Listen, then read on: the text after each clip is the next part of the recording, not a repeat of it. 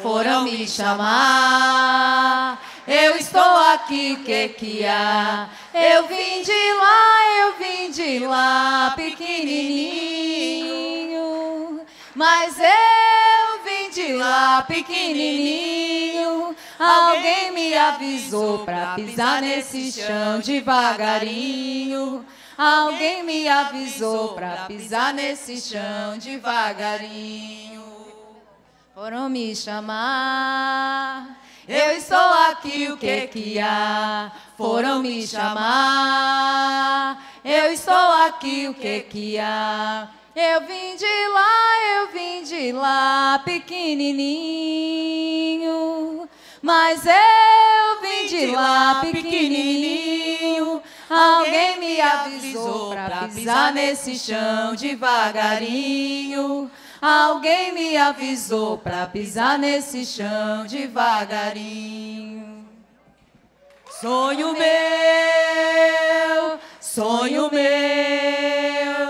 vai buscar quem mora longe. Sonho meu, sonho meu, sonho meu, vai buscar quem mora longe. Sonho meu.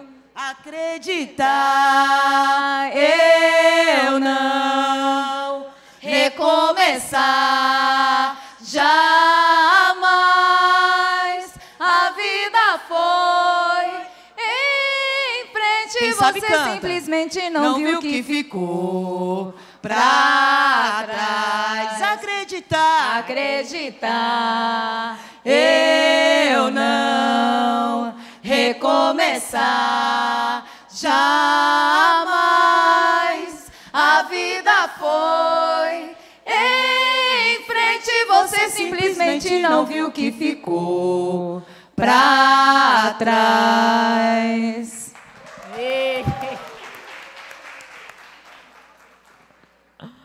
Vamos retomando. Falei que não ia ter intervalo e teve, porque a gente precisa, né, dar uma esticada. Agora vamos dar continuidade ao nosso conversatório final, intitulado Desafios e Possibilidades para Pensar a Educação em uma Perspectiva Indígena. Teremos uma partilha, que é chamada de Tecnologia e Ancestralidade, Invenções Indígenas, da Escola Básica Municipal, professora Erondina Medeiros Zeferino, professora Patrícia Magalhães Pinheiro.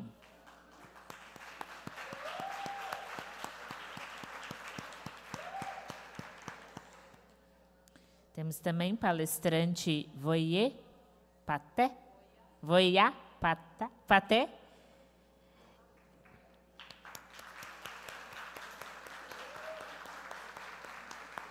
mediação com a professora Simone Ribeiro. Palmas para Simone.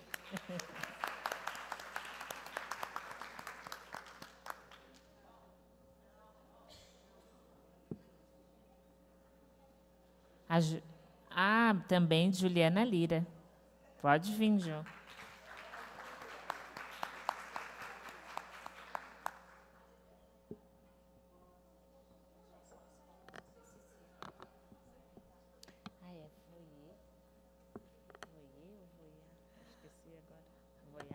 Voyá é da terra indígena Ibirama-Laclanô, professor intercultural indígena, com trajetórias como docente e gestor escolar, mestre e doutorando em educação, atual consultor do Ministério da Educação.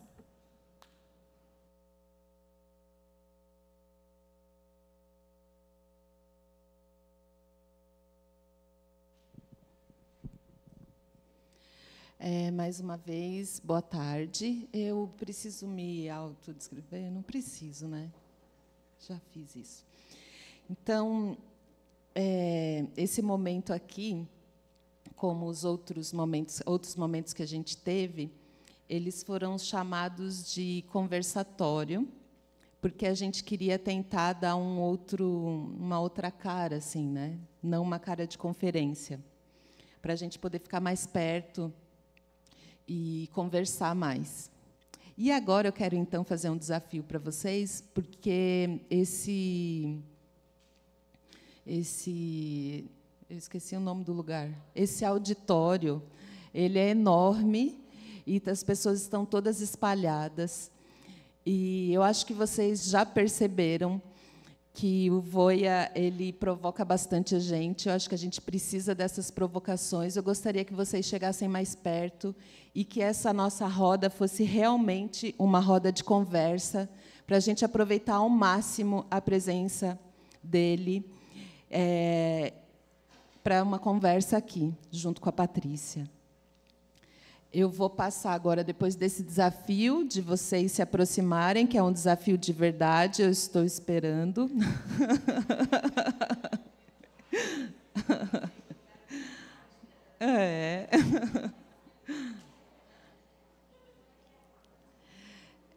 Vou passar a fala para a Patrícia, né?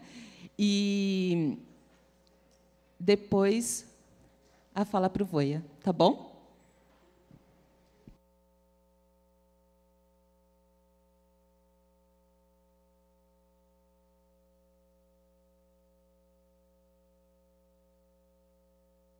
Oi, gente, tudo bem?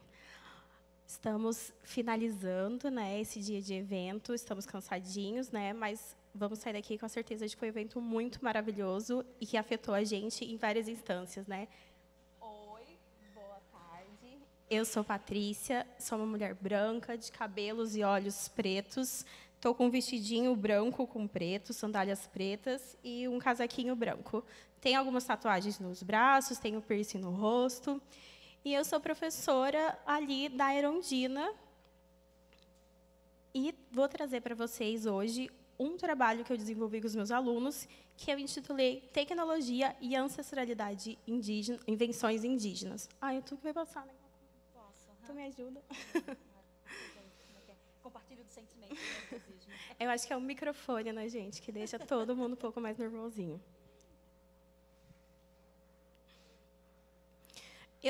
Quem já me viu falando em algum lugar, sabe que eu sempre vou trazer o meu locus de enunciação, o meu lugar de fala, né? Então, eu vou trazer sempre o meu fazer-me professora, porque a gente está se fazendo professora o tempo todo.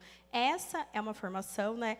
Essa é uma formação, gente, maravilhosa. Eu tenho só a agradecer, né, à comissão organizadora, a Soninha, que foi homenageada hoje. Mas esse evento, ele tem que ser um evento em que todos os professores, os especialistas de assuntos educacionais estejam participando, nos moldes do COEB, em que todo mundo estará lá para participar. É muito, muito importante.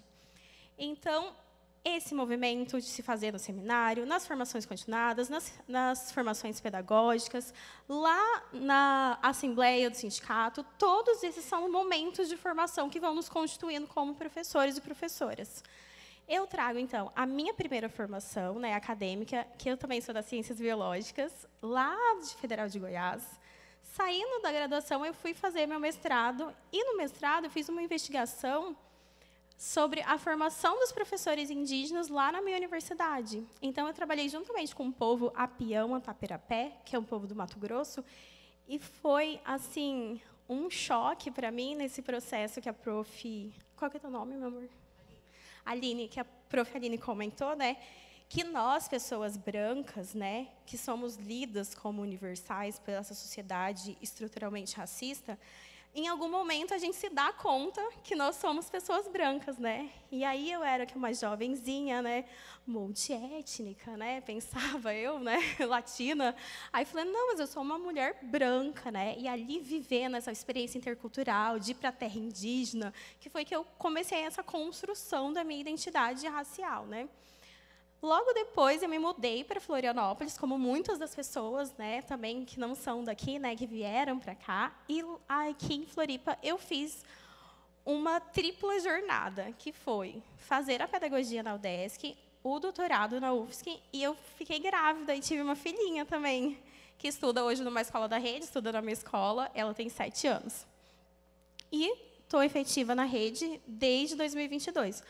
E eu fiz esse percurso de sair de uma professora de ciências, que era uma professora diária, né, desde 2015, que foi quando eu conheci a Simone, lá no Batista, para virar uma professora agora pedagoga. Né, fiz esse movimento. Então, eu trago um pouquinho da minha formação. Qual que foi o objetivo desse meu trabalho? Promover o reconhecimento e a valorização dos conhecimentos e saberes e tecnologias indígenas, contribuindo para uma ERER positiva. Ah, prof, por que você traz sempre essa da ERER positiva? Porque esse é um conceito da professora Petronilha, que ela trabalha que a ERER ela sempre existe. Nas relações racializadas, na maioria das vezes, ela vai se dar no tom racista, no cunho racista, né? A positiva, então, é para a gente problematizar a ERER, a gente compreender, né, a construção nossa como sujeitos e dessas relações que a gente está desempenhando.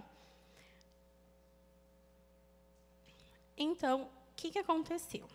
Eu trouxe despretensiosamente, lá em abril, para as minhas turminhas do 3º ano, um pouco do nosso conteúdo. Eu queria até complementar o que os meus colegas da escola que falaram antes de mim sobre essa adequação do nosso currículo. A nossa escola é uma escola que tem currículo mínimo. E nesse currículo mínimo, a gente pegou a nossa base de ERER e começamos a colocar. Ciências vai trabalhar racismo ambiental. Matemática, osso de lebombo, a primeira calculadora. Matemática, berço da África como berço da matemática. África como berço da humanidade, lá no conteúdo de História. Em Geografia e História, povos indígenas de Santa Catarina. Está no seu currículo, está no seu sequência didática, está no seu planejamento. Então, eu estava trabalhando, né, no Abril, eu gosto de trabalhar com as crianças, explicando por que existe o Abril indígena. E toda aquela... mas eles têm só 8, 9 anos, mas eles vêm com um monte de preconceitos já, com um monte de estereótipos, reproduzindo racismo. Então, comecei essa sensibilização explicando para eles, né, o processo de colonização, também conteúdo, né, colonização portuguesa, explicando para eles que, infelizmente, em algum material didático que já passou pelas nossas mãos, estava escrito que o Brasil foi um país que foi descoberto. Aí toda, gente, entro na casa de vocês, chego lá, estou descobrindo alguma coisa? Vivia gente aqui antes? Então, toda essa desconstrução, assim, a cada ano que passa, as crianças vêm mais conscientes dessa questão e mais críticas, né? Então, eu trouxe ali, explicando para eles que o Brasil é esse país múltiplo, que antes de 1500 existiam mais de 10 milhões de povos indígenas, organizados em mais de 3.000 etnias, que hoje a gente tem mais de 274 línguas indígenas falantes, 350 povos. Então, trazendo isso para eles, e aí eu trouxe um material da escola, que é o que tem um pouco aqui, que é arte guarani, artesanato guarani, trouxe também música para eles. Então, esse foi o primeiro momento de sensibilização, né? Eu acho que a Carol comentou da sensibilização dos professores, né? Eu fiz esse trabalho da sensibilização com os estudantes, né? De trazendo esse primeiro contato da arte e do artesanato guarani, explicando que aqui em Santa Catarina tem os Guarani, os Caingangue, os Xoclen, cada um tem uma língua diferente, uma cultura diferente, uma pintura diferente, um artesanato diferente, né? Se expressam uma cosmologia, uma cosmovisão diferentes. E, junto com isso, uma leitura de leite, né? Eu acho que a professora Eliane foi muito feliz nas colocações dela, e todas as outras pessoas que a sucederam e falaram sobre a importância da literatura no nosso processo de formação, a literatura como uma aliada de se trabalhar a ERER, né? Então, eu fiz uma curadoria de autores indígenas. Então, a gente leu durante o mês de abril, e ali na minha escola a gente tem uma prática pedagógica permanente, que é a leitura de lente diária. Então, a gente ficou lendo só autores indígenas durante aquele tempo. Junto com isso, uma proposta para chamar as famílias para trabalhar com a gente, porque é um movimento educativo com as famílias também, né? Foi um dever de casa, que é esse aqui do cantinho, que era para as crianças fazerem uma pesquisa sobre uma personalidade indígena. Eu até trouxe uma colinha aqui para ler para vocês a multiplicidade de respostas que vieram, né? Veio a Sônia Guajajara, o Cacique Raoni, a Catu Mirim, o Denilson Baniwa, o Ailton Krenak, o Daniel Munduruku, a Miriam Crechu, a Dayana Tucano, a Célia Cabrabá, a Joelma Wapixaba e o Davi Copenaua. E eu tenho uma criança que ela tem a síndrome do espectro alcoólico fetal. E essa criança fez uma pesquisa com a mãe dela sobre a Sônia de Guajajara.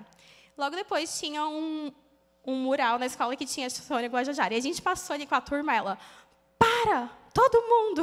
Eu, gente, o que está acontecendo? E Yasmin, ela, prof, a Sônia Guajajara, eu conheço ela é ministra, eu estudei. E aquilo, gente, para ela, para a mãe dela que é bem atuante no movimento, né, das crianças com síndrome alcoólica fetal, falou que como que foi um ganho, foi significativo. Ela quis apresentar o trabalho na Feira de Ciências também, que é uma coisa que ela nunca tinha se sentido tão acolhida na escola, e aconteceu esse ano por conta desse trabalho. Então, como as crianças ficaram assim, prof, a gente quer saber mais, a gente quer conhecer mais, a gente quer estudar mais. Eu falei, deixa comigo, então.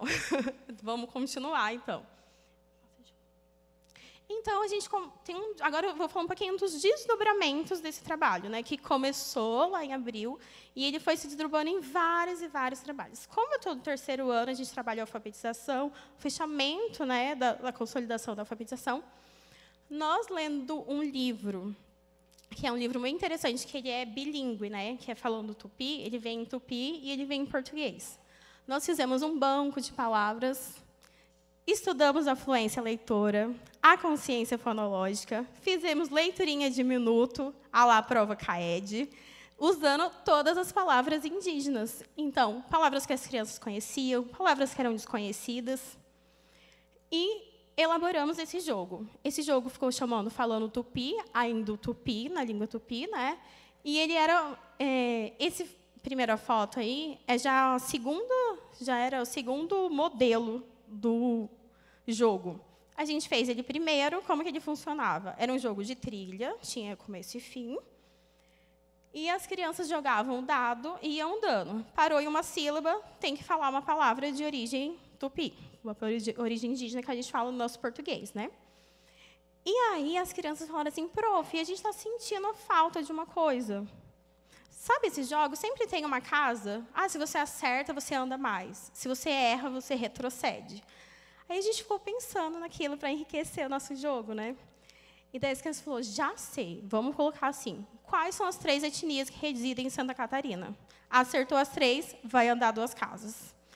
Já sei, vamos falar das invenções indígenas, porque nós estudamos 9 invenções indígenas. E eu queria fazer um momento participativo aqui, vou falar para vocês a invenção, vocês me falam, levanta a mão, vocês conhecem essa invenção como uma invenção indígena, certo? Podemos? Óculos de sol, alguém sabe? É uma invenção indígena. Os inuites usavam o quê? O reflexo do gelo era muito grande e eles produziram os primeiros óculos de sol. Inclusive, o Denilson Baniwa, que é um artista indígena, ele usa esse óculos ancestral. Ponte suspensa, invenção dos maias. Nossa, prof, a gente conhece uma cidade que tem ponte suspensa. Qual que é? A nossa, né? O Ponte Ercibilus. Então, as crianças já pensando, né, ao redor delas. Seringa, mamadeira, rede. Rede, sim. Borracha, a partir da seringueira, né, a borracha do látex. A domesticação e o cultivo do milho, da mandioca. Aí a criança, prof, mas tem o açaí também. Sim, tem o açaí também. As crianças já trazendo outras invenções, porque elas também estavam pesquisando com as famílias delas. Foi 9, gente? Ah, não, foi 8. E a última era o analgésico, né? Que o analgésico que a gente conhece como o princípio da dipirona vem de uma planta, de uma árvore, que é conhecimento ancestral. Então, trabalhando assim, mais do que o artesanato, mais do que a arte, a epistemologia indígena, essa construção de tecnologia, construção de conhecimento. Aqui, continuação do jogo, né? Aqui tem a Zâmbia jogando com o Theo na feira, e aqui as meninas jogando com as famílias, a Lívia jogando com a família dela. E a gente também teve esse cuidado, né, de entender, tá bom, a gente falou português, acho que alguém falou sobre isso aqui, né? Gente, está no primeiro ano, por que a criança fala português? Gente, por que a gente fala português? Por que o português aqui é diferente de Portugal? Como que é? tem que falar de colonização o tempo inteiro. Tem que trazer esse processo o tempo todo. Porque a gente é falante de português. Português não é português de Portugal. Português é língua indígena. É língua que veio de África. Né? Isso que constrói o nosso português. E as crianças... Então, e Brasil? De onde que vem o nome Brasil? Aí já... Aquela família, né, difícil de lidar, assim, é vermelho como brasa. A criança pintou o mapa de vermelho. Gente, é isso? Tá certo. E elas explicam, né? Vem disso. E tem a semente do pau-brasil, que era um dos peões do jogo. Uma semente de guarapuvu, que era o outro peão, e uma semente de eucalipto. Então, as peões do jogo eram as sementes. Junto com isso, a gente fez uma produção do livro de Tecnologia e Ancestralidade. Tem um coletivo que chama Curumi, que vocês podem procurar ali no Instagram, que ele é um coletivo formado por 3 professores, são 2 professores indígenas, uma professora não indígena, que eles constroem material didático. A partir desse material didático deles, e complementando com coisas que eu fui produzindo com as crianças, a gente desenvolveu esse livro. Então, tinha grafismo, tinha as invenções, dá para ver ali nessa segunda imagem, as invenções ali. Tinha um ditado muito diferente, porque quando a gente trabalha com as crianças, a gente tem um costume de trazer, por exemplo, ali, era um jacaré, para a gente pensar o grafismo indígena do dentinho do jacaré. Quando a gente traz um jacaré para a prova e para a atividade, como que nós, pedagogas, a gente traz? Um jacaré de um fofinho, com um lacinho, um jacaré que não é o jacaré da natureza. Como que a gente traz uma cobra, uma onça? A gente traz umas imagens estereotipadas, a gente traz imagens que não são próprias. Quando eu estava na terra indígena e eu via as crianças indígenas desenhando, eu ficava assim, que riqueza de observação da natureza e fazendo aquele desenho riquíssimo. Então, eu trouxe, prof, tem uma cobra, tem isso. Tem, e é assim que a gente vai ver como está na realidade. Né? Além disso, a gente trabalhou grafismo, a gente fez grafismos entendendo que eram esses padrões da natureza, a gente trabalhou as próprias crianças, fizeram observação de algo e criaram seus próprios grafismos. Tem vários exercícios que esses não foram meus, né? Foram do Curumi, exercícios de desconstrução de estereótipo. Tem ali, onde a gente não pode morar? Aí tem uma opção, uma oca, uma casa e um prédio. Aí eu deixei a criança fazer, não falei nada, né? Autonomia lá do terceirinho. Aí a criança marcou só a oca. Prof, tá certo? Não, ainda não. Colega, como é que você fez? Colega, como é que você fez? Aí foi um estalo para eles. Prof, é tudo. Eles podem morar em qualquer lugar. Eles podem usufruir de qualquer bem. Eles podem ser o que eles quiserem. Então, eles foram fazendo esse processo de desconstrução de estereótipo na construção desse livrinho. A gente também trabalhou os grafismos, né? Tem a nossa sala ali toda enfeitada com os grafismos que a gente fez tanto na hidrocor quanto de carimbo. Construímos carimbos com rolha, com potinhos. E esse aqui do cantinho era um grafismo que ele se revela. Eu não sei se todo mundo conhece essa técnica. A gente faz uma solução de água com bicarbonato, faz o que a gente quer desenhar, no caso, eram os grafismos indígenas, né? E depois a gente oxida esse papel com uma outra solução que é feita de álcool e açafrão. Então, o que era branco fica amarelo e o que a gente pintou com bicarbonato fica vermelho. A gente fez essa atividade também.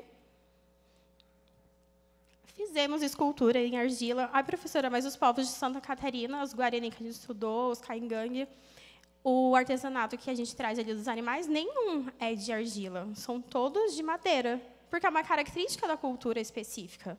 Mas, como as crianças queriam fazer, a gente pensou qual seria a materialidade possível para trabalhar aquilo. Né? Pensando que existem outros povos indígenas que também usam argila. Então, as crianças fizeram animais da Mata Atlântica, tem ali onde está a semente também, tem um vasinho que uma das crianças fez. E esse trabalho acabou culminando... A gente, é só um recorte, tá? Tinha mais coisas, né? Esse trabalho acabou culminando na exposição na Feira de Ciências da nossa escola, que é a minha sala. Ali tem os mapas, as crianças produziram mapas também, pensaram na localização geográfica, produziram colagens sobre essas invenções indígenas. A gente fez um varal com todos os livros. As famílias... prof, na minha casa, quando eu viajei para certo lugar, eu comprei um artesanato indígena. Eu posso trazer para deixar aqui na escola? No dia da apresentação, será muito bem-vindo, né? Então, as famílias trouxeram plantas, trouxeram outros artesanatos, se envolveram, ficaram muito orgulhosos de ver as crianças se apropriando daquele conhecimento.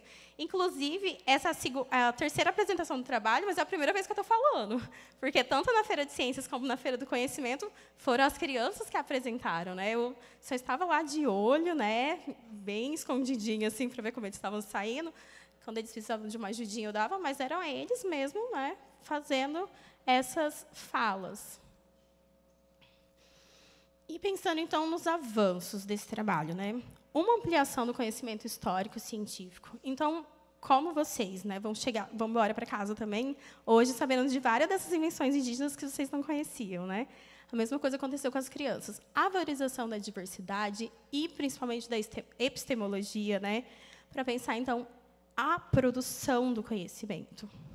O desenvolvimento de competências interdisciplinares. Então, a gente trabalhou artes, língua portuguesa, geografia, história, né? Então, nós, pedagogas, a gente faz um pouco esse caminho, né, por sermos professoras generalistas, né, e fazendo toda essa construção interdisciplinar. O engajamento e autonomia dos estudantes, né, na construção das manualidades, na construção do conhecimento, o fortalecimento das relações étnico-sociais positivas e as habilidades manuais e criativas que a gente foi trabalhando ao longo do ano. E as dificuldades que eu trago para vocês, né? Essa questão do preconceito e estereótipo. Quando a gente fala que é uma formação das famílias também, no dia da Feira das Ciências, uma família queria saber se era para levar a criança pintada de indígena. Aí pensei, olha, mais uma oportunidade, né, de estar aqui fazendo formação com essa família, né? Aí expliquei que se a gente pinta na nossa casa, a gente está fazendo uma fantasia, a gente está descaracterizando, a gente está estereotipando, a gente está sendo racista. Ah, mas a minha amiga foi numa terra indígena e voltou com uma pintura. Então, esse é um caso que não é o nosso, né? Ela conheceu qual era a terra indígena, quem era o povo, alguém do povo pintou ela, totalmente diferente de eu olhar uma coisa na internet e eu replicar no rostinho da minha filha, né? Então, toda essa construção, né? E muito engraçado que esses dias alguém falou assim, ai, tinha gente reclamando dos seus alunos. Eu falei, ai, meu Deus, como professora, pedagoga, fica, gente, como assim? O que aconteceu? Ai, porque a professora usou índio e eles corrigiram ela. Eles falaram, você está falando errado, a gente não usa a palavra índio. Porque eles viram o vídeo do Daniel Munduruku explicando que é uma palavra preconceituosa, que é uma palavra racista. Eles, não, está errado, não pode falar isso. A gente usa o termo indígena, porque indígena significa aquele que vem da terra, aquele que é originário, é o contrário de alienígena. Então, tem professores que têm essa dificuldade quando a criança te traz uma informação também, né, que você não se apropriou dela ainda, ou que você não acha que ela é importante, né, por conta do racismo. As limitações dos materiais da logística. Então, como nós trabalhamos com vários materiais diferentes, né, foi um desafio, mas foi muito legal ver que as famílias toparam, trouxeram material, a direção precisa comprar tecido, precisa comprar aquarela, precisa, enfim, né, de argila, precisa de vários materiais. E os desafios da interdisciplinaridade, né, gente, que também não é nada fácil você alinhar todos os conhecimentos. Mas pensando que nessa perspectiva de conhecimento holístico, né, a gente tem que fazer esse esforço para conseguir fazer. Aqui os autores e as autoras desse trabalho, né, a minha turma da manhã, que é a turma 33, e aqui a turma da tarde, que é a turma 36. E aqui no cantinho tem uma frase do Cacique Raoni que ele fala assim, crianças são a nossa maior riqueza.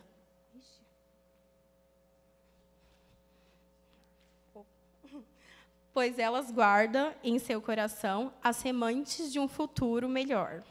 Então, fica aqui o meu agradecimento pela presença de vocês até agora, né? Espero que esse trabalho gere também sementes, né, na prática docente de vocês. Obrigada.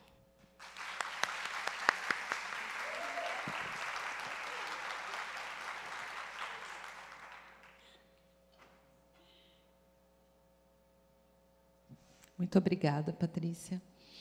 Agora eu passo a palavra para o Voia.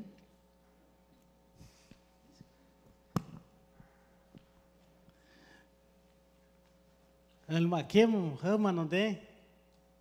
Cho me amo e que cambet que macto ongyo palangyo ali kita tem toque me ato dug me ato che toque em mesmo chulo ali que angi que tem acto angeli angkikau ngeli ngoyo acto ongyo palangyo ali que chamo cambet que me ato vacho pa I não tem que to que ali que boa tarde a todos e a todas e a todos. Eu sou Voia Paté, sou do povo Choclen. Estou com uma calça jeans azul, tênis azul, camisa azul. Estou com um colar de conchas. Não, estou com um cocar bem grande, de penas de gavião. Então, hoje estou aqui para agradecer esse convite. E desde já agradecer que vou trazer muitas informações, também provocações, de que quando se falamos em indígenas, não é o que a gente lê no livro, tá bom? É indígena falando de indígena para vocês. Mas antes disso, vou pedir a permissão para o Grande Espírito para que eu possa trazer essas informações para vocês, tá? Eu ve um tole que eu ve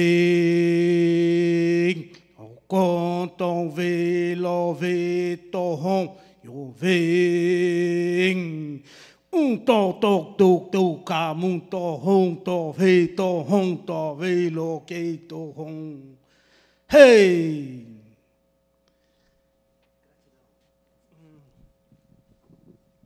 Então, vou pedir para colocar as imagens. Vou trazer para vocês de um modo diferente de uma fala, de uma apresentação quanto indígena. O que é uma educação dos 30 anos dessa lei que hoje estamos falando aqui no município de Florianópolis. Sobre um pensamento de educar e ensinar. De uma escola colonizadora, de uma educação colonizadora, de uma educação própria. De leis que regem a educação indígena, de leis que tratam sobre ações afirmativas, tratando de povos tradicionais indígenas e afro-brasileiros. Vou trazer primeiro essa imagem para vocês. O que vocês vejam aqui? E tem uma diferença aqui. Pode falar. Esse é didático, é pedagógico, essa palestra. Não é um... Oi?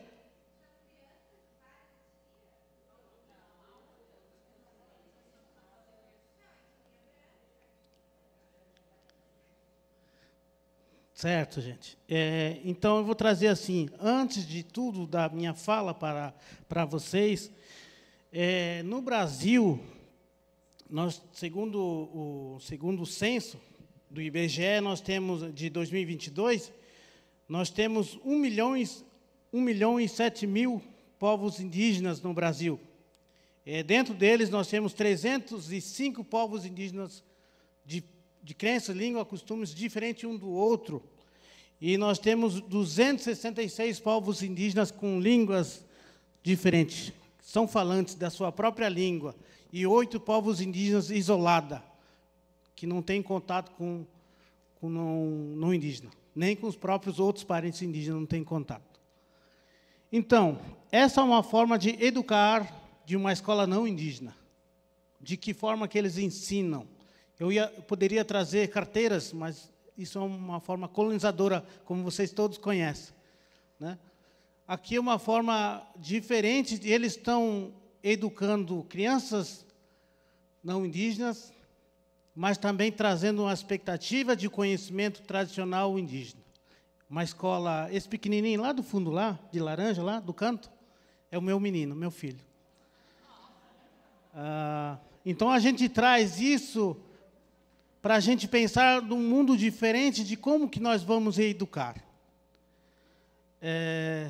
Falando sobre as leis, é muito chocante a gente falar sobre lei quando a gente fala assim, de que alguém obriga outra pessoa a aceitar o que a gente não está aceitando. A lei faz isso, obriga você a aceitar o indígena, obriga você a aceitar a cultura do afro-indígena,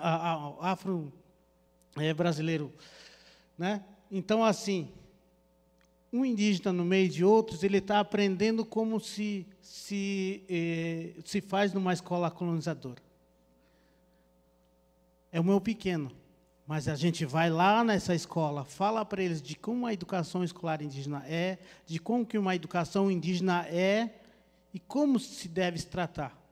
Nós não estamos adaptando eles, não também eles nós adaptando, mas também trazendo conhecimento, trazendo ciência, trazendo tudo aquilo que os nossos ancestrais nos ensinaram. Então, eles estão num conto de histórias do povo indígena.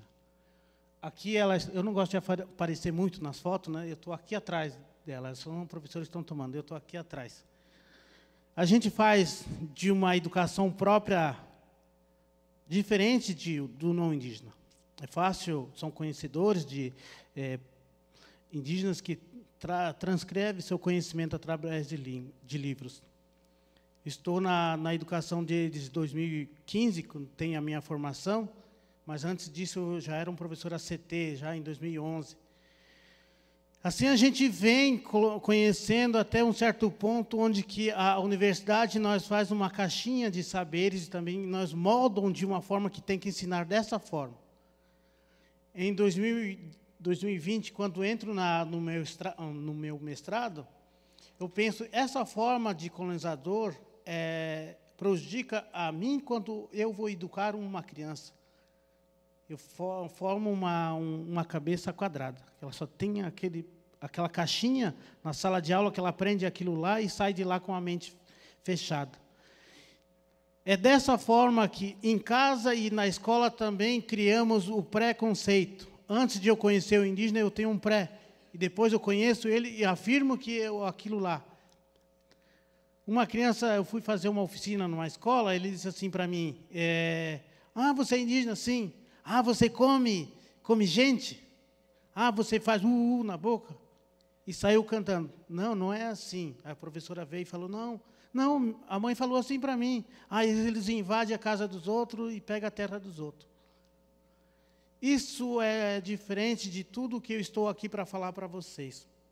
Antes de eu falar sobre uma educação, eu vou falar de uma forma de uma educação de território.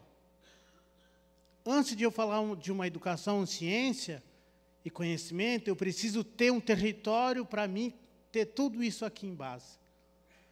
Por isso, nós, povos indígenas, falamos muito sobre demarcação do nosso território. Demarcando, nós vamos estar guardando todo o conhecimento, a nossa ancestralidade.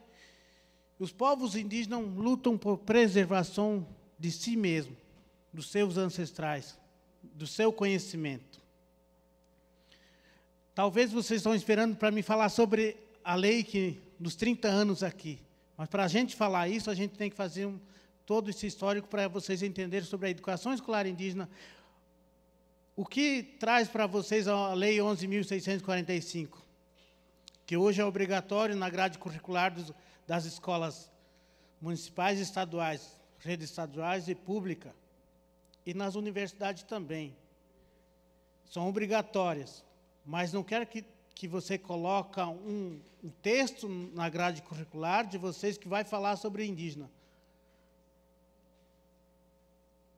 A fala da deputada federal Célia Chacriabá traz como nossa fala, quanto nós todos gostaríamos que vocês entendessem. Nunca mais um Brasil sem nós. Nunca mais fale por mim. Gostaria que entendesse isso. Que os povos indígenas não gostam que fala por si, mas sim que deixa nós falarmos por nós o que nós sentimos, quem nós somos. Nós sabemos de onde nós viemos, sabemos onde estamos e sabemos para onde nós vamos ir. Diferentes que são o não indígena se baseia num livro para saber da sua ancestralidade. E também para orientação ele tem que ter um norte, um livro, um documento para dizer, é assim o conhecimento vai para lá. Nós sabemos de onde o sol nasce e para onde ela se põe, e onde eu tenho que me guardar durante a noite. O nosso conhecimento quanto à educação é assim. E as escolas precisam, eu estava falando antes, ali atrás, dentro da minha pergunta seria, se existe um plano de ação para esses encontros, qual seria a expectativa daqui 30 anos no próximo encontro? Quais os avanços que a gente teve na Lei 11.645? As diretrizes de base de educação escolar indígena é diferente das escolas não indígenas, mas as ações afirmativas da 11.645 obrigam as escolas. Então, qual seria a obrigação? Falar só sobre indígena naquele tempo que muitas escolas buscam uma fala ou uma presença indígena no dia 19 de abril, quando se pensa, dia do índio. Nosso dia é todo dia. Uma que nós lutamos durante o dia inteiro, lutamos a noite inteira, para nós preservarmos 500 anos a mais que a gente precisa lutar, né? Então, a educação escolar indígena, ela segue o nível do colonizador, mas isso não quer dizer que eu tenha que ser colonizado, porque hoje, o dia de hoje, onde estou aqui com vocês, o sistema é colonizador. Ela nunca acabou para o povo indígena e nem para vocês. A colonização continua hoje. O próximo, por favor. Essa nossa educação quanto indígena, ela segue dos dias atuais hoje. A minha pessoa com o meu pequeno que está no chapéu lá. Quando se fala em marcas, nós não fizemos desenhos ou marcas, assim, quando falam, marcas, desenho, não. Nós ensinamos através das nossas pinturas corporais. Nós temos 5 famílias do povo Laclanon-Xoclen. Nós temos o Laclanon, o Andino, o Patá, o Ndili e o Copacã. Todas essas, por que nós utilizamos todas as marcas nas nossas pinturas? Porque o colonizador quase exterminou com o povo indígena Xoclen. E nós temos 2 marcas hoje. E nós carregamos todas as outras marcas junto conosco, para lembrar e manter viva a história do outro que foi exterminado. Quando o colonizador chegou aqui, contratou pistoleiros, hoje vamos chamar de pistoleiro, mas chamávamos de bugreiros, quando nós chamávamos de bugre, né? Que muitos se reconhecem assim, eu sou filho de bugre, meu pai era bugre. Sou descendente de bugre, então quer dizer que você era descendente, filho e neto de um pistoleiro que assassinou, esquartejou e matou Xoclen, Caingangue e Guarani nesse território, da região sul. Quando se fala, minha mãe foi pega a laço, foi pega a cachorro. Alguém aqui já pegou um namorado, uma namorada, a laço, a cachorro? Não, né? Então, sinais de violação de direitos de uma mulher, violação de direitos de um povo indígena, violações do seu próprio corpo. Em outras palavras, ela foi estrupada, violentada. Para ter nascido um indígena, depois se chamar, minha mãe foi pega laço a cachorro. Hoje, na Nova Veneza, tem uma estátua erguida ao grande guerreiro que salvou a cidade. É um grande assassino que está erguido lá, que matou os povos indígenas. Todo Nova Veneza e a região assim, é um território Xoclen. Quanto a Serra Catarinense é um território Xoclen. Alto Vale, Santa Catarina, onde que é essa casa aqui, onde nós estamos falando, tem uma lei que tramita, que quer reconhecer o Alto Vale de Santa Catarina como Vale Europeu, onde é um território Xoclen. Quando vocês e outras pessoas comemoram o Oktoberfest tomando chopp lá naquela cidade, é um território Xoclen, onde há muito cemitério debaixo daquela festa, festejam em cima de cemitério. É como você pegasse sua caixinha de cerveja, fosse lá num cemitério aqui próximo, festejasse lá. É a mesma coisa que acontece lá para nós. Lá é um território Xoclen. Lá, Dr. Blumenau sequestrou minha bisavó, a Codiclã. Lá ele sequestrou, manteve ela ela teve 5 filhos que ela abortou, não que ela abortou, mas que quando nascia ele matava.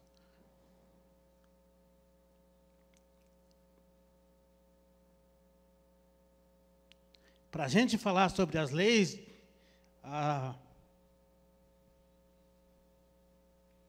falar sobre cotas raciais, a gente tem que falar sobre isso. É doloroso a gente falar sobre isso para vocês que não tiveram lá atrás, que fizeram isso. Mas enquanto que vocês continuam com esse pensamento de preconceito, sem saber o porquê que nós estamos falando aqui, é difícil falar sobre a Lei 11.645, que obriga as escolas, professores, educadores a falar sobre uma coisa que não precisava ser falado, que é só lembrar do dia 19 de abril. Na grade curricular precisa entrar direitos indígenas, educação indígena, um professor indígena lecionando sobre isso, uma história indígena na escola, na grade curricular, ao invés de o inglês e o espanhol. Esse território é indígena, onde muitos filhos descendentes italianos, alemães e outros que estão aqui reconhecem seu pai europeu, que não reconhece vocês como filhos bastardos, que deixou nesse país para que fosse criado por uma mãe indígena, que reconhece vocês como filhos, e vocês rejeitam essa mãe, que é a mãe indígena, que é os povos indígenas desse país.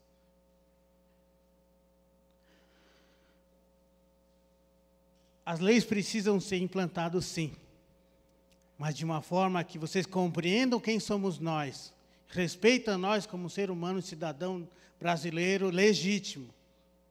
Muitos perguntam, você veio de onde? Eu posso ter nascido numa cidade, mas esse país é o meu território. Eu posso ter nascido numa hospital X, lá não sei onde. Eu vim do Brasil, eu sou do Brasil, eu não saí do Brasil. Divisa de município e estado, quem criou foram o não indígena. Para nós não tem divisa, todo o nosso território. A nossa educação parte do conhecimento ancestral, repassando para os nossos pequenos.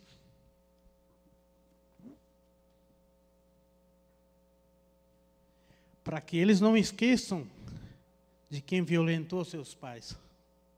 Para que eles reconheçam e continuem lutando.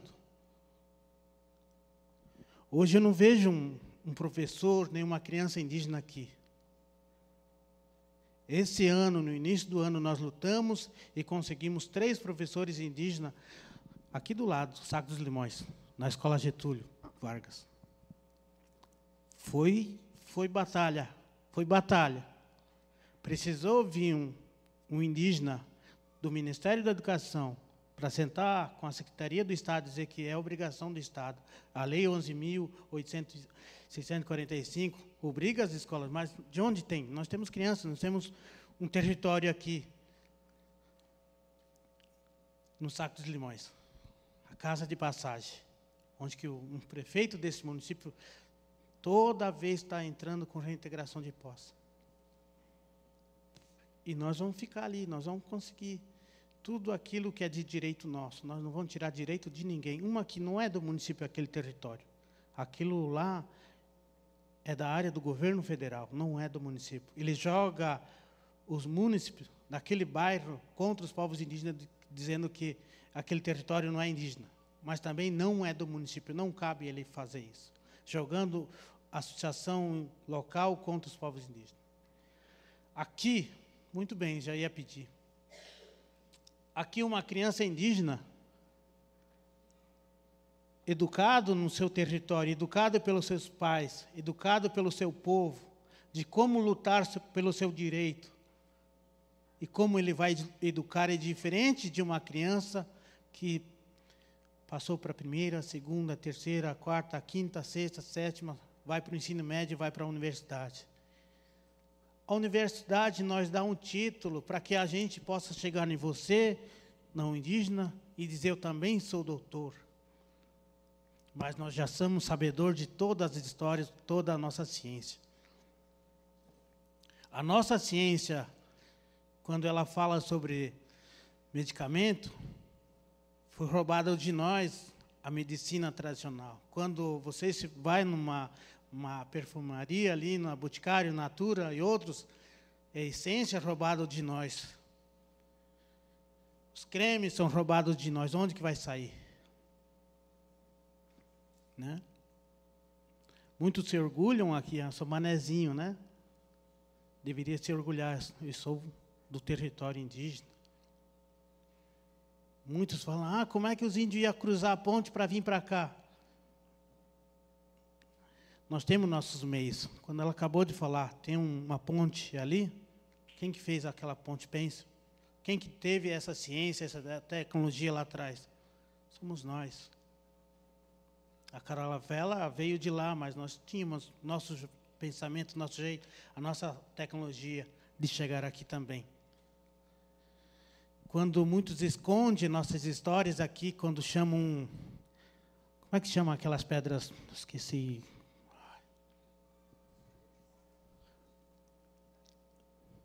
Sambaqui, chamam de sambaqui. E apagam outros povos indígenas que estão dizendo aqui que não são do povo indígena aquilo ali. Deve ter uns terrestres que desceram, pintaram e foram embora, né? As pinturas nas pedras do Sambaqui, né? Inscrições, né? Para nós é território, para nós, quanto indígena, quando a gente faz esses símbolos, a gente nossa escrita, nossa fala, nossa história, todas as nossas leis do mundo, cosmovisão nossa está ali. E essa criança aqui, onde ela foi tirada essa foto, sabe? No movimento contra o marco temporal. O movimento que tenta acabar com os povos indígenas, que diz que os povos indígenas só têm direito ao seu território dia 5 de outubro de 88, se eles estivessem nesse território. Se nós estivéssemos nesse território, vocês não estavam aqui. A Nova Veneza não erguia uma estátua. Ali na ponte que cruza para lá do continente, não tem um cara ali, do lado de baixo ali, também é um cara que exterminou com os povos indígenas, que está ali. Não gosto de citar o nome deles, porque cada vez que você cita o nome, você semeia o que não presta.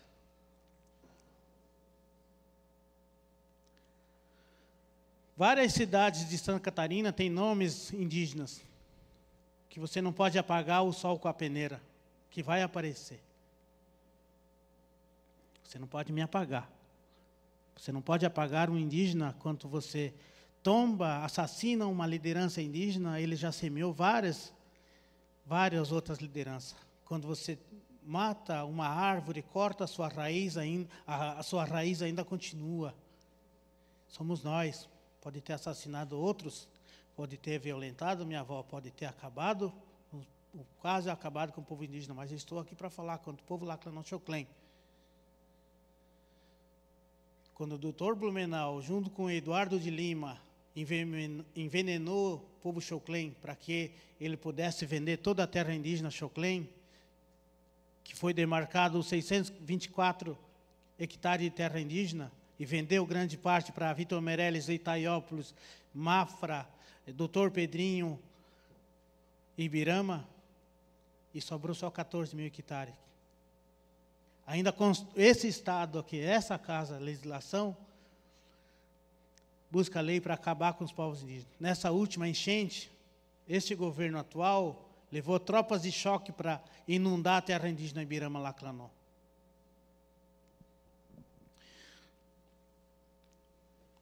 Essa marca aqui atrás, alguém tiver, tire foto aqui. São balas de borracha que nós recebemos do governo desse estado para inundar a terra indígena, para acontecer a festa da Oktoberfest em Blumenau. Onde nós fomos quase assassinados, balas de tiro, de arma de fogo, que alvejou a casa de Xoclen lá. que tem uma bala alojada na cabeça de um indígena lá. E dizer que vai salvar outros e matar outros. Mas era para acontecer a Oktoberfest. A terra indígena hoje ela tem 14 no documento. Mas hoje de uso nosso não passa de 8.000 hectares. Onde nós vamos sobreviver? Onde que nós vamos estar para defender nossa educação escolar indígena? Hoje eu sou consultor, fui no território Ibirama-Lacranon, fui no território Condá, fui no território de Chapecó, fui no território do Rio Grande do Sul, do Mato Grosso do Sul, Goiás e DF. Ouvir dos povos indígenas sobre a educação escolar indígena é diferente de você fazer só essas horas de educação, falar sobre a educação dessas leis, 30 anos da lei de Florianópolis.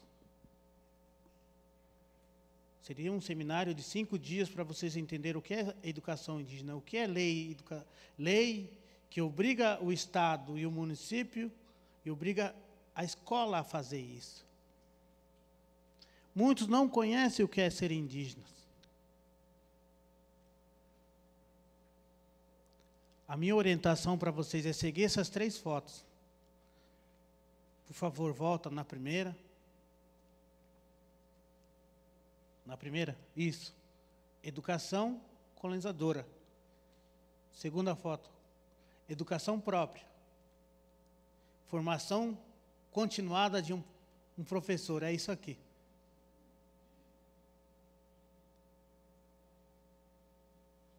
O Estado não adere, não aceita a educação indígena nesse Estado. As próprias escolas indígenas não são aceitas as grade curricular feita pelos professores de liderança de comunidade indígena. Não aceita a norma, a forma do que a educação escolar indígena precisa acontecer. Existe uma lei maior, diretriz da educação escolar indígena do Ministério da Educação, que obriga o Estado, mas o Estado acha que é maior que o governo federal, e não aceita contratação de professores com título de licenciatura intercultural do sul da Mata Atlântica. O município não aceita esse título para você fazer um concurso no município com esse título. Você tem um título graduado da Universidade Federal de Santa Catarina, mas você não pode concorrer a outras escolas para você lecionar como professor lá.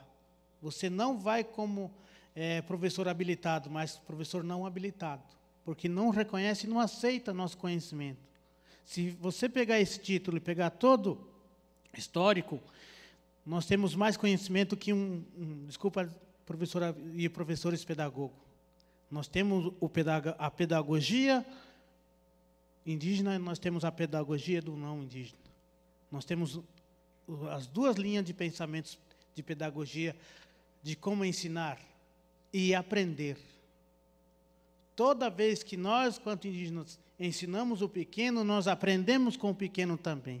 Estou aprendendo com o pequeno quando ele ergue a mão e diz: eu sou um guerreiro, sou sabedor do meu conhecimento, sabedor da minha história. Diferente de uma educação de uma criança pequena, de uma escola colonizadora, quando ele só sai de lá, é só um aluno que passou de ano, mas ele passou de ano da escola, passando um ano de conhecimento, ele é um mestre. Logo mais, ele é um doutor. Hoje eu preciso passar por toda essa fase para estar aqui como um professor, mestre em doutorando em educação.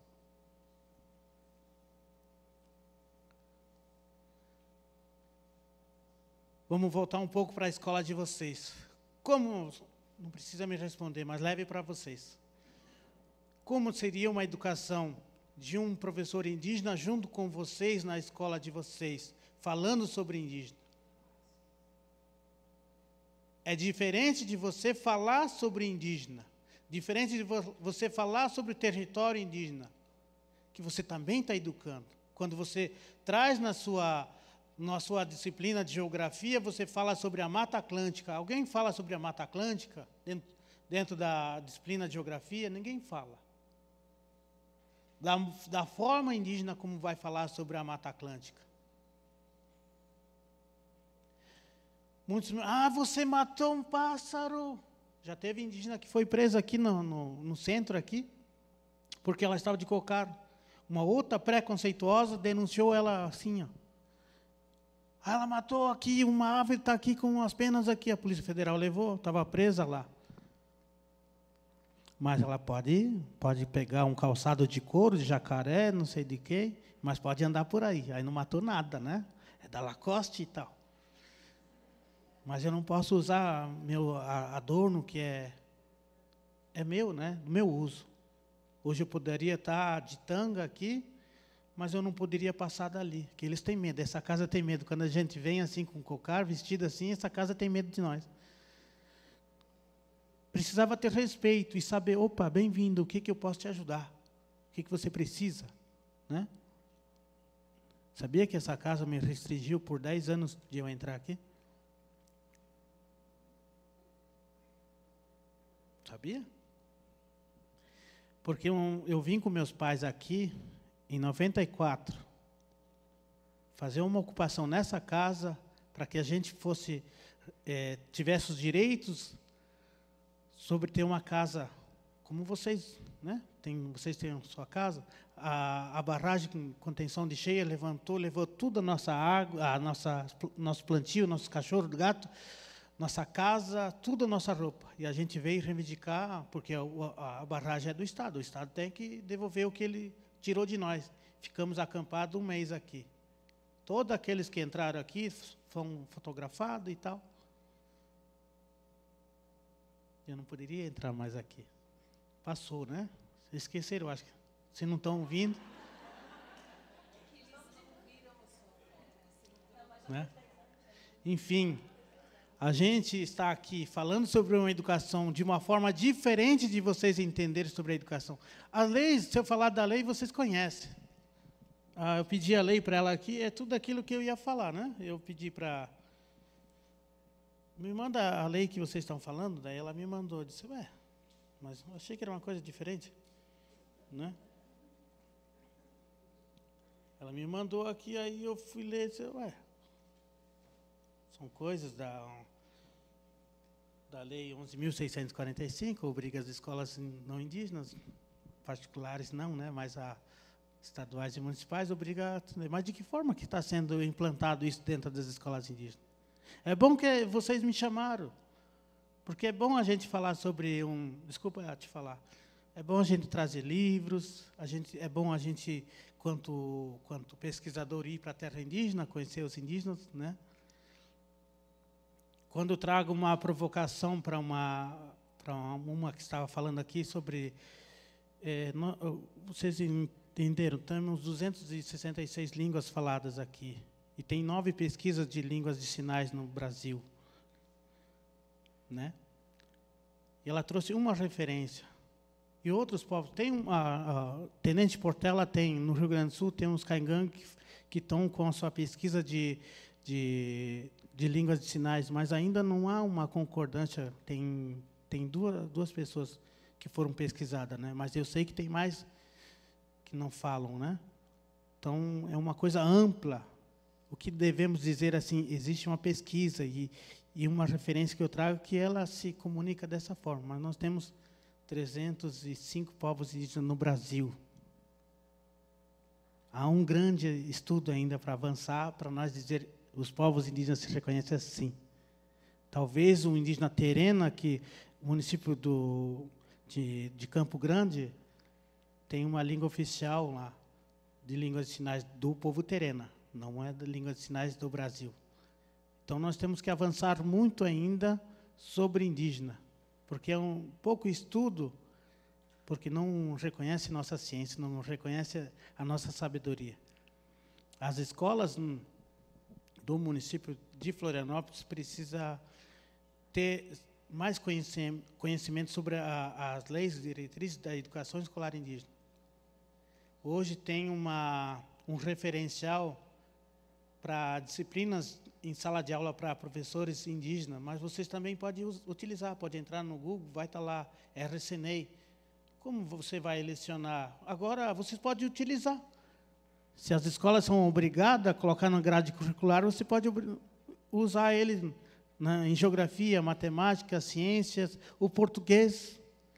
Como trabalhar isso? Contos, histórias indígenas, interpretação de texto, você pode trazer Daniel, Ailton, pode trazer uma escrita do Voia, né? Vamos interpretar. Muito ensinamento indígena, às vezes, do povo indígena Guarani, eles me ensinaram a aprender no silêncio. O silêncio você aprende mais do que quando você fala, ou quando você escuta. O silêncio também é uma grande resposta para uma pergunta que você não consegue se calar de falar, mas o silêncio também te dá uma resposta também. Então, os povos indígenas têm uma educação diferenciada. Todos, eu posso trazer nos 3 povos que eu conheço, né? Que tem esse, mas não posso falar de outros povos que eu nem conheço. Eu estava no território Chavante, eu não conseguia compreender, mas tinha um tradutor, ele falava para mim, e uma hora eu achei que eles iam me bater, né? Mas é o jeito de eles falar. É o jeito de eles ensinar. Então, não dá para nós falar em poucos tempos sobre a educação escolar indígena, lei, diretriz escolar indígena, grade curricular, escola não indígena. Não dá para falar sobre a lei 11.645. Para me falar, eu teria que saber muito essa grade, como é que está sendo feito no município, nas escolas municipais. Como é que está sendo implantado. Depois da implantação, poderia orientar vocês, aqui está assim, assim, assim. Mas eu aceito outros convites em outros momentos. Estou por aí, gente, só me convidar. Não estou aqui para dizer que está errado o que vocês estão fazendo, mas é muito bom essa mesa falar sobre essas leis que já garante vocês saberem um pouco mais sobre as escolas indígenas, a educação indígena, vocês saberem mais, levar isso para as crianças, para vocês, o futuro está na mão dos professores. O que você orientar, ensinar o aluno pequeno, isso ele vai levar para frente. Isso é muito bom quando fala sobre povos indígenas. Trazer uma orientação aqui para vocês. Quando se fala num povo indígena local, é povo indígena Buá. Eu não gosto de ser chamado de Guarani. Eles são Buá, porque existe Guarani Andeva e outros Guarani, né? Tem os Xoclém. Laclan não. Tem uns que não aceitam ser chamado de Laclan não, porque tem 5 famílias lá dentro. Então, a gente precisa aprender bastante. Quando eu falo sobre o indivíduo, eu falo a indígena Simone, mas quando eu falo sobre o povo, a comunidade dela, eu digo assim, o povo indígena Caingangue. Eu não falo os indígenas Caingangue. Existe o povo. Quando a gente tem muito que aprender a ensinar. É bom que vocês estão aqui ouvindo isso, levem para as escolas de vocês.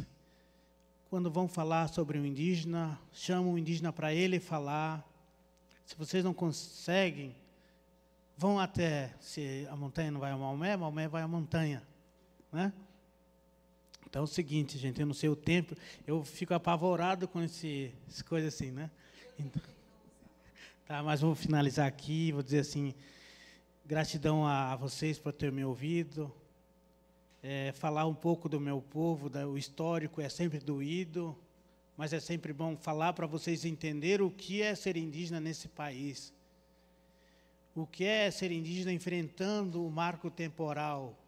O que é enfrentar aquele congresso em Brasília. O que é enfrentar essa casa com os direitos dos povos indígenas. Principalmente sobre a educação escolar indígena. Hoje, nossa escola foi derrubada pela barragem. O próprio governo construiu, mas a barragem destruiu ele.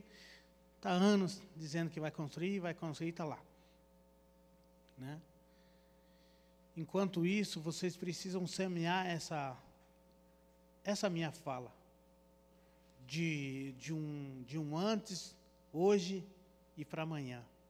Nossa orientação está feita. Para vocês sobre o que é indígena, o que é educação escolar indígena.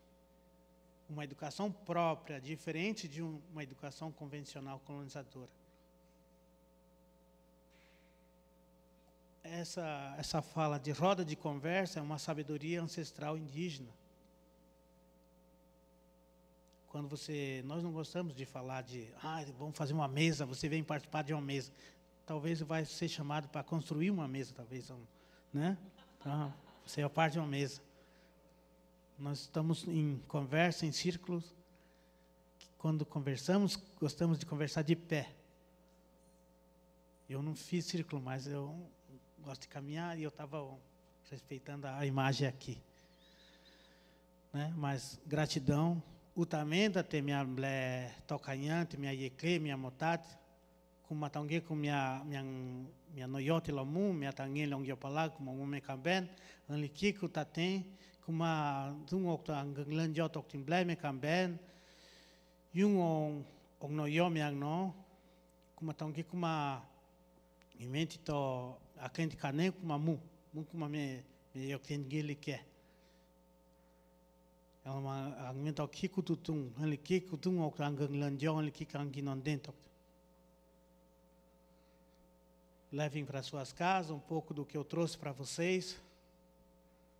Não é para julgar vocês, mas é para trazer um histórico de como que os povos indígenas foram tratados nesse país, principalmente em Santa Catarina, do povo Laclana Xoclen. Leve para a sala de aula esse histórico para entender por que o território indígena precisa ser demarcado. Eu construí uma fala final para vocês. Eu espero que vocês entendam o que eu estou tentando escrever e muitas vezes não somos ouvidos. Não é suficiente apenas educar. É fundamental respeitar a natureza e toda a sua biodiversidade para garantir o equilíbrio do planeta. Os povos indígenas têm dedicado a essa causa, tentando alertar sobre o que está acontecendo, o iminente risco de um colapso mundial. Um aspecto crucial desse esforço é a demarcação de territórios indígenas, essencial para a sobrevivência de todos seres humanos e ser vivos. Boia Crire Sobrinho Paté. Muito obrigado.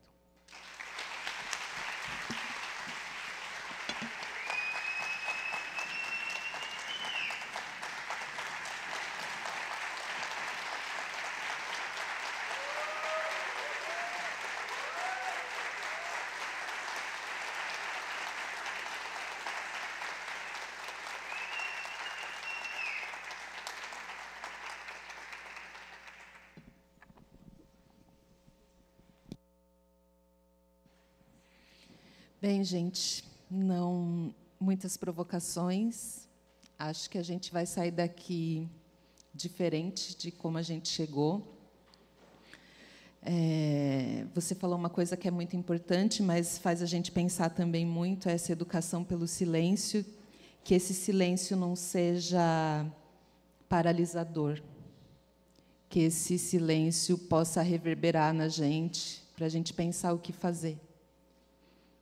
Eu pensei em perguntar para ele, né, quais são as estratégias, mas não sei se é ele que tem que dizer isso para a gente, né?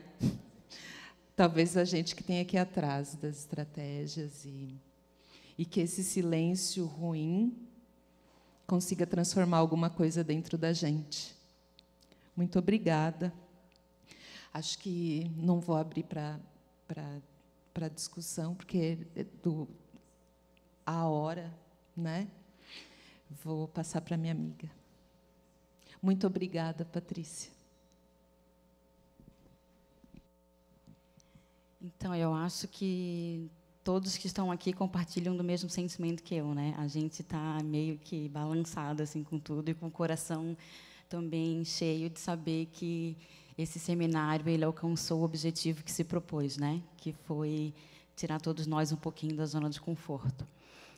E quando tu trazes a foto dessas crianças, eu sou da educação infantil, então aí tem um atravessamento diferente para a gente que é da educação infantil, né?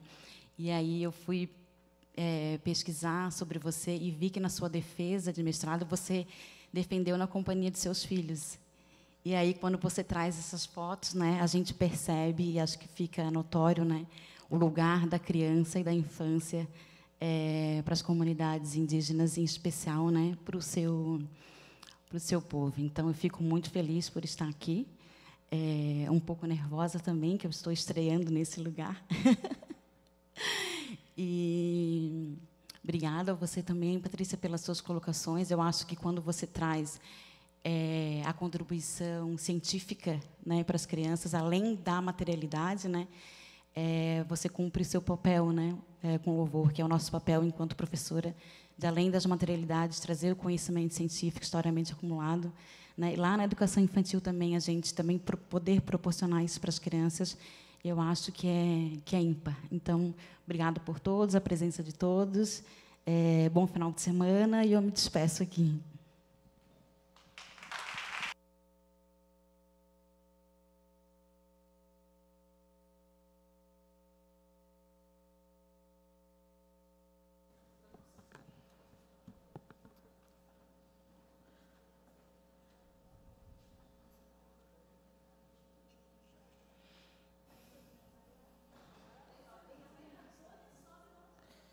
Já aproveita e vem mesmo, amor.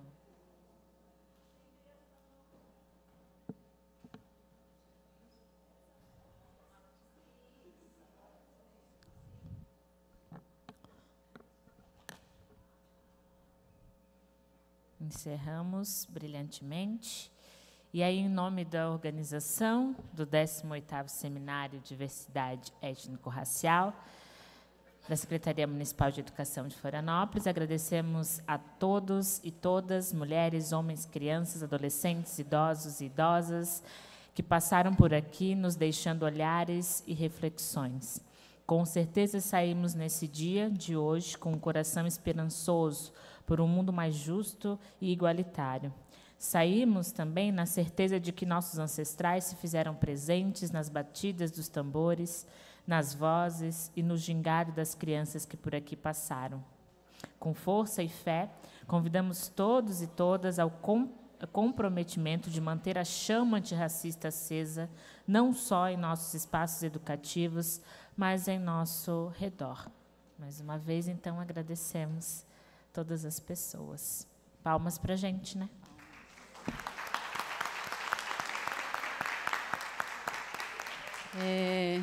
Gratidão imensa a todas as pessoas que emprestaram seus ouvidos e que saiam daqui afetadas com todas as discussões que nós fizemos nesses 2 dias. Tenho certeza que não sairão igual ao que entraram ontem ou que entraram hoje de manhã. Com certeza, em algum lugar, vocês foram afetados. E que isso possa reverberar lá no nosso espaço educativo, mas para além do nosso espaço educativo. Que isso possa também reverberar nos nossos ciclos de amizade, nas nossas casas, em todos os lugares que nós tivermos. Porque todo lugar é lugar de fala, todo lugar é lugar de combate ao racismo e todas as formas de opressão. A gente é antirracista, tem que ser anti-homofóbico, tem que combater todos os tipos de violência. Que a gente saia daqui com isso. Gratidão imensa e até o próximo.